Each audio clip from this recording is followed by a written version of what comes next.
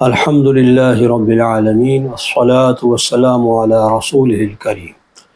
ناظرین کرام، جس طرح ہر عمل کا ایک کلائمیکس اور چوٹی ہوتی ہے، اسی طرح رمضان کا کلائمیکس اور اس کی چوٹی اس کا آخری عشرہ قرار دیا جا سکتا ہے۔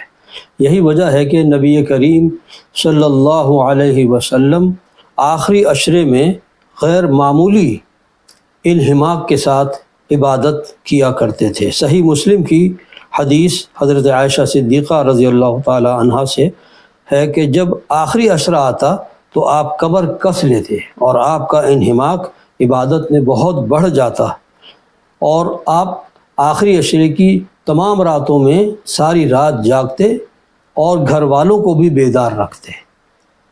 یہ سب اس لیے کہ لیلۃ القدر ایک اتنی قیمتی چیز ہے کہ جس کا قرآن حکیم میں ذکر کیا گیا، لیلۃ القدر خیر من الف شہر۔ تو اس مبارک رات کو پانے کے لیے یہ اہتمام اللہ کے نبی فرماتے تھے، اور ساتھ ہی اعتکاف بھی اسی عشرے کے اندر رکھا گیا ہے۔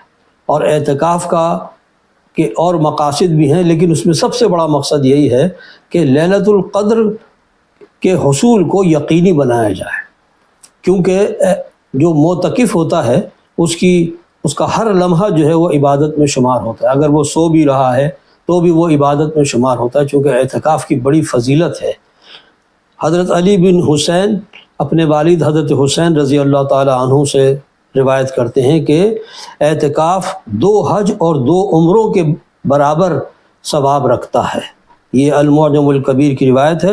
اور عبداللہ ابن عباس رضی اللہ تعالی عنہما فرماتے ہیں کہ ایک دن کا اعتکاف انسان کو جہنم سے 3 خندقوں جیسا دور کر دیتا ہے، اور ایک خندق جو ہے وہ مشرق و مغرب تک کے فاصلے سے بھی زیادہ طویل ہے۔ یعنی یوں سمجھیے کہ انسان جو ہے وہ جہنم سے بہت دور چلا جاتا ہے ایک دن کے اعتکاف سے۔ تو سوچئے کہ 10 دن کا مصنون اعتکاف جو لوگ کرتے ہیں تو وہ کتنی بڑی فضیلت ان کو اللہ تبارک و تعالی عطا فرماتا ہے۔ اور اعتکاف کا ایک مقصد یہ بھی ہے کہ یکسوئی کے ساتھ انسان اپنے اندر جھانکے، اپنے باطن پر غور کرے، چونکہ دنیا کے جھمیلوں میں اس کو موقع نہیں ملتا کہ وہ دروں بینی سے کام لے، اپنا جائزہ لے، میں کہاں کھڑا ہوں، اب تک میں کتنا سفر طے کر چکا ہوں، بارگاہ الہی میں پہنچ کر میں کیا پیش کروں گا، کیا جواب دوں گا۔ ان چیزوں پر غور و فکر کے لیے بہترین موقع اللہ تبارک و تعالیٰ مسجد کے پاکیزہ ماحول میں دنیا کے جھمیلوں سے دور اعتکاف کی صورت میں عطا فرماتا ہے۔ اور یہ فضیلت بھی ہے کہ معتکف جو ہوتا ہے اس کو وہ تمام اعمال کا ثواب ملتا ہے جو وہ غیر رمضان میں کرتا رہا، اور اب مسجد میں محدود ہونے کی وجہ سے وہ اعمال انجام نہیں دے پا رہا ہے، تو خود بخود اس کو ان تمام نیکیوں کا اجر و ثواب بھی ملتا رہتا ہے۔ ایک طرح سے آپ کہہ سکتے ہیں کہ معتکف جو ہے وہ اللہ کا مہمان ہوتا ہے، اور اللہ تبارک و تعالیٰ اس کی تمام خطاؤں کو بھی بخش دیتے ہیں، اور اس کو وہ درجات عطا فرما دیتے ہیں کہ جو غیر رمضان میں وہ حاصل نہیں کر سکتا۔